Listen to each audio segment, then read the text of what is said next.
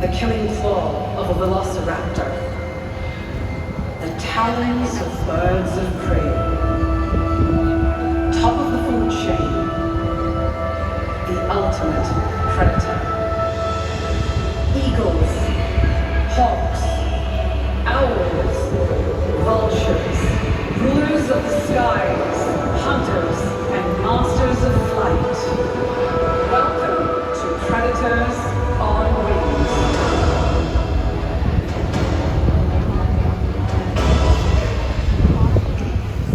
Thank you. Hello and a very good afternoon to you, ladies and gentlemen, boys and girls. How is everyone feeling this afternoon? Feeling good? Wow, great to hear. By the way, my name is Daria and I am a reptile ranger. My colleague, Dina and I, we are very passionate about understanding and protecting birds of prey. So, as Raptor Rangers, we conduct rescue and release efforts. We also have to take care of the birds here. So today, we're going to introduce you to some of our favorite predators on wings. So ladies and gentlemen, boys and girls. Dina, did you hear that? Oh yes, Maria, that's a very familiar call, but where is it coming from? Where? You see anything? Oh, up there, what's up there? I don't see. Oh, Look what's up there! Let us now set our white-bellied sea eagle. White-bellied sea eagle can be found in Southeast Asia and one of the largest raptors that you can spot right here in Singapore. the white-bellied sea eagles, they have feet with rough undersides, which allows them to get a good grip over slippery and struggling prey, such as fish or even snakes. In fact, they specialize in hunting venomous banded sea cranes, a species of a highly venomous sea snake. Well, talking about that, Afro-Rabica right over here, we're going to watch Nelson snatch this from the surface of the water. Alright, and here he comes, diving in! Wow! That was pretty impressive, but a little fast as well. So if you missed that, not to worry everyone, we do have a video. Check this out. And look at that amazing snatch. Let's give Nelson another round of applause. Thank you. And Daria, Yes, that is Lisa. why the white-bellied sea eagle is one of my favorite raptors to spot in Singapore. But that's another bird of prey which I really like, and you can commonly spot right here in Singapore as well. That would be the Brahminy kites. So everyone, let's say hello to Rado. Alright, check this out. Wow, nice snatch. The Brahminy kites, they are very agile and maneuverable in flight. So, would you like to see that one more time? Yes or no? Alright, give it us again. Here it comes. And fantastic! Brahminy kites, they are medium-sized raptors, but don't let their size fool you, because they are more than capable of snatching or even stealing food away from a bird as big as Nelson, our white-bellied sea eagle. Now, as you're walking around our parks here in Mandai, do remember to look up, because you might be lucky enough to spot yourselves some wild white-bellied sea eagles or even wild brown kites flying around. Now this on the screen is what they look like soaring high up in the skies. The one on your left would be the white-bellied sea eagle, and your right, the Brahminy kite. Well, it's easy to spot the differences between these two birds. First, would be their obvious size difference, followed by their coloration. And last but not least, the shape of their wings. For the white-bellied sea eagle, they have a V-shaped wing and a wedge-shaped tail. As for the Brahminy kites, they are brown in color. They have M-shaped wings with a U-shaped tail. Ladies and gentlemen, each year, 2 million raptors migrate during the winter from their breeding grounds in Europe and Asia, traveling to as far as Africa. It is a perilous journey, and thousands never make it to their destination. Each year, thousands of these birds are being killed for sport. So we will need your help to save and protect them. Our skies will soon be empty. Indeed, birds of prey are vital to the health of our planet. They help to remove all sick animals and help to get rid of pests. And one bird in particular that helps us with pest control is none other than the owl.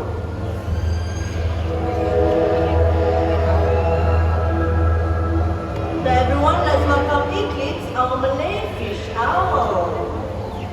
Another local species that you can spot right here in Singapore. And the rodents that these birds hunt for never hear them coming. For let's because owls are masters of silent flight. Now, speaking of silent flight, we do have another Malay fish owl right up there, and that is Latin. So in a very short while, Latin will be joining us on stage, but in order for him to do so, I would need everyone to please remain seated and let us all be as quiet as possible so that we can get to experience the owl's unique ability of a silent flight.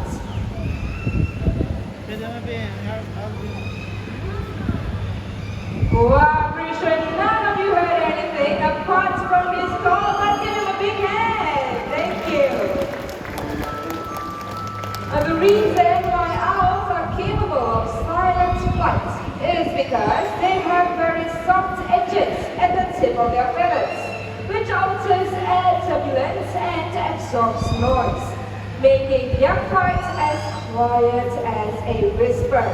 These birds, they also have incredible eyesight. In fact, they do have binocular vision just like all of us. Well, speaking about their eyes, did you know that the colors of the eyes tells us when they like to hunt? Owls with yellow eyes like Eclipse and Latte here, they prefer to hunt during day. Owls with orange eyes hunt during sunrise and sunset. But what about owls with dark black eyes? Well, they hunt during the night.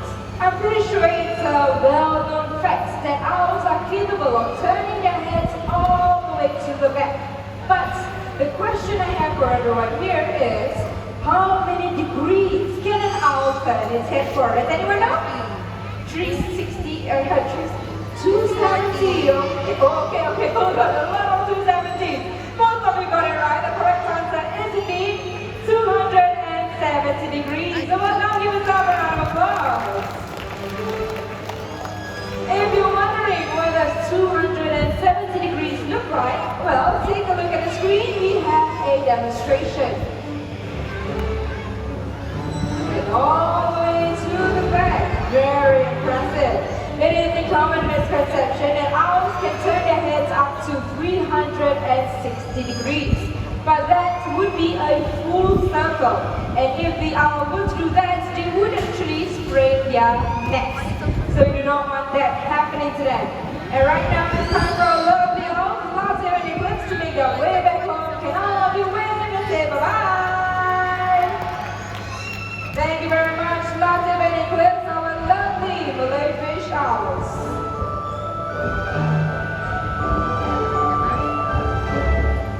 You've just met some of our favorite bird of prey from Asia. Right now we are headed west to the Americas to meet more charismatic raptors. First up, let's welcome Susie, our American bald eagle.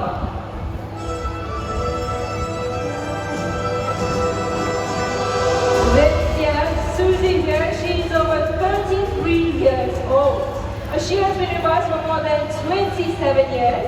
She's retired but is a much-loved member of our Mandai family. Well, in zoo zones of park like this one, animals live a lot longer than they would in the wild. So that means they would have to retire after working for so many years. And if you're wondering where your retired raptors go to, well, this is our Martian Shaded Raptor Retirement Aviary, where you can see many different species of our retired raptors coexisting together. Well, if you look up at the screen right now, you can see that I'm giving Susie eye drops to help her with the cataract on her left eye. And up next we have Ethan, our senior Brahmanicite, a star from our previous bird park. Ethan currently needs to be hand-fed daily due to being partially blind. However, everyone, retirees, they do love to stay active and stimulated. So that's why we have Susie out here to say hello to all of you. And you know what, Dara? It's time for Susie to head back home to meet with a team of vets and trainers. Let's give it up for Susie, our American Bald Eagle, along with Ryder, our comedy kite. Alright, thank you very much. Now, when you think of birds of prey, you often think that they like to spend most of their time high up in the air, searching or hunting for food. But our next bird of prey joining us is also known to spend most of his time on the forest ground foraging for food.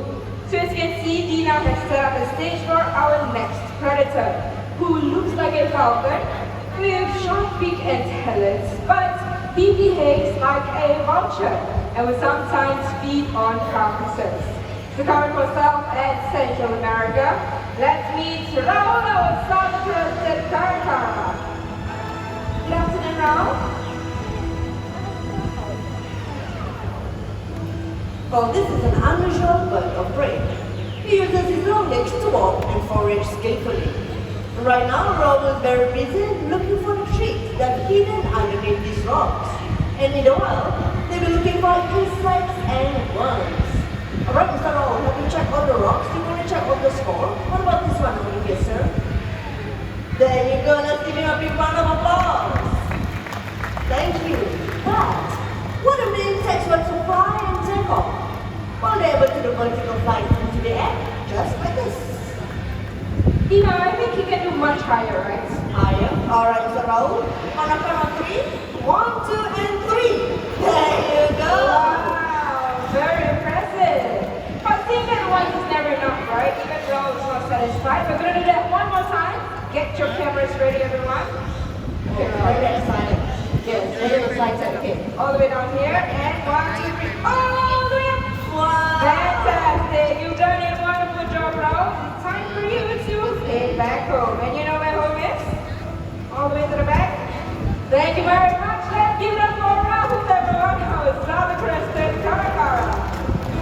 Thank you. But the southern-crested caracaras, they are strong enough to rip open the top part of the carpet.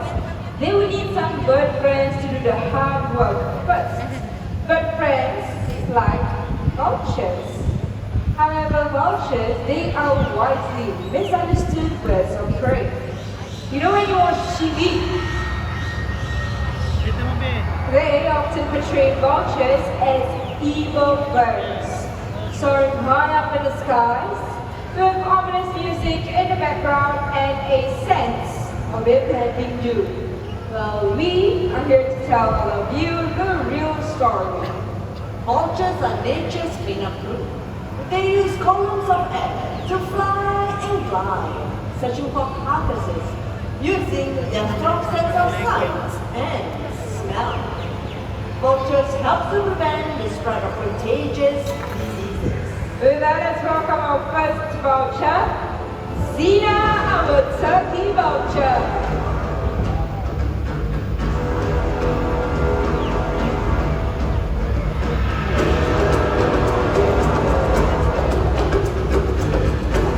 Very low overhead, now turkey vultures, they can be found in the Americas.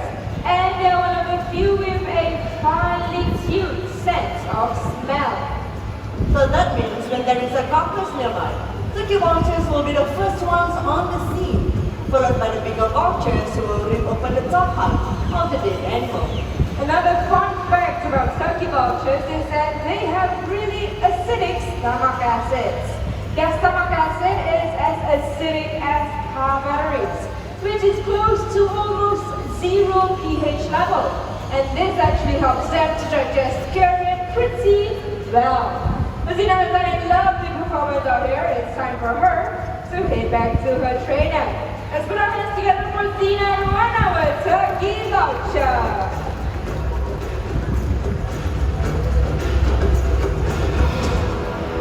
Thank you. Our ladies and gentlemen, boys and girls. Our next voucher joining us is also from the Americas. In Mayan legends, these birds were seen to be the messengers between humans and gods, and in that the title King. These vultures are the only species of vultures with multicolored heads and light-piercing eyes. And joining us here on stage will be our senior trainer, Mano. Everyone say hi, Mano. Hello. Well, Mano will be working with our next scavenger. If you were to look closely, he's holding on to a target stick. This is a tool that we use to direct and guide the bird to the position where we want them to be. And it looks like our trainer is all set and ready, Daria. And with that, introducing to you, Gonzalez, our magnificent King Vulture. Wow, look at that flight. Well, king vultures are amongst the world's largest scavenger, and they have powerful feet. Smaller vultures will make way for the king when he descends. Well, that's because king vultures are able to get to parts of the carcass which other vultures cannot. But Dina, they don't just intimidate smaller vultures, right? Well, that's right, Daria. King vultures are among the most aggressive of their kind.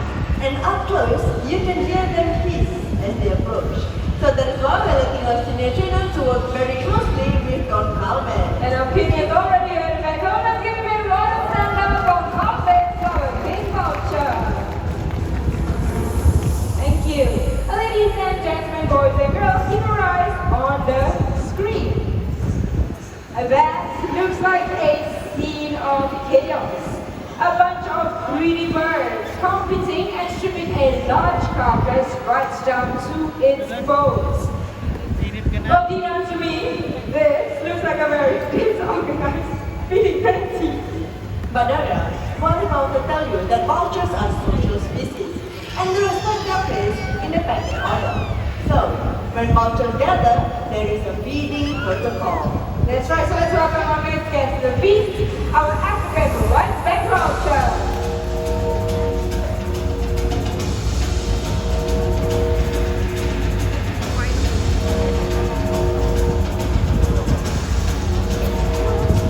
These are the middleweights who will eat the flesh and organs of a carcass. Once they find a carcass, they will wait nearby before beginning to eat. But once they get going, about 800 birds put together for a meal and strip a large carcass right down to its bones in less than 20 minutes. And once wild in far across Africa, these birds, they are now critically endangered. Moving on to the next course of the meal will be the height and the ligament of the animal. Enter the Cenarius vulture, the hybrid from Europe. Well, these birds are solitary species except when they are mating or having chicks.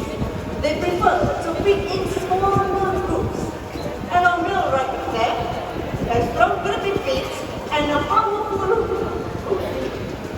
to rip open the top line of the dead animal eating chunks of fat.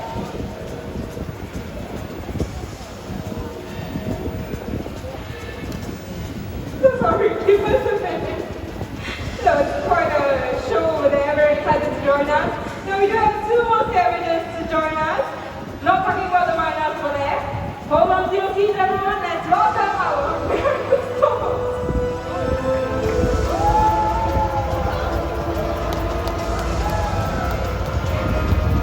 What more representative?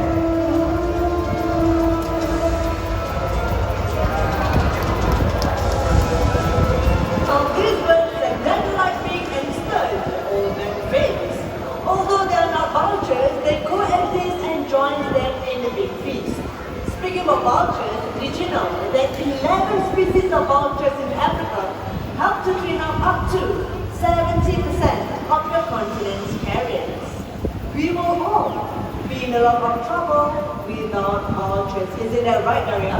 It's very true, Dina, because all around the world, We are losing these amazing birds for many reasons.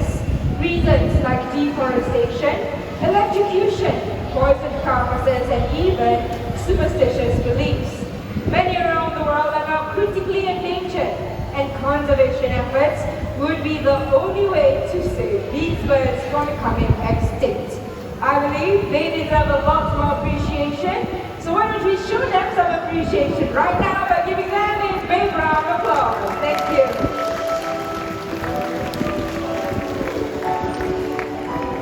Today, you have met raptors and scavengers. These kings of the skies and walkers of our earth. They're a part of our ecosystem, a part of our planet.